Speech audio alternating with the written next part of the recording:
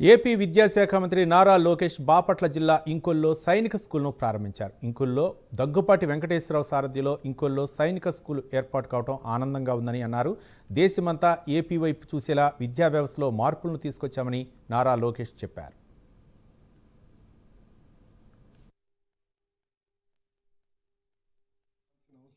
ఈరోజు నిజంగానే నాకు చాలా ఆనందంగా ఉంది. పెద్దలు డాక్టర్ వెంకటేశ్వరరావు గారి నాయకత్వంలో ఈరోజు ఈ సైనిక్ స్కూల్ ఏర్పాటు చేసి మారుమూల ప్రాంతానికి ఏకంగా ఒక సైనిక్ స్కూల్ తీసుకొస్తాం జరిగింది. నేను బలంగా నమ్మేది, పేదరికం నుంచి మనం బయటికి రావాలి, కుటుంబాలు బయటికి రావాలంటే అద్భుతమైన విద్య అందించాల్సిన అవసరం ఉంది. విద్య వల్లనే మన జీవితాల్లో అద్భుతమైన మార్పులు అనేది వస్తుంది.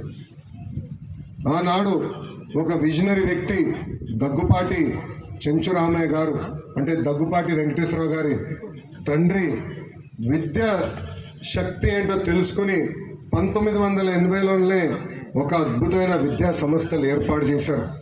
దాంట్లో భాగంగా జూనియర్ కళాశాలలేమి, డిగ్రీ కళాశాలలేమి, పీజీ కళాశాలలేమి ఏర్పాటు చేసి నిరుపేద కుటుంబాల నుంచి వస్తున్న పిల్లలకి ఆనాడు నాణ్యమైన విద్య అందిస్తాం కూడా జరిగింది.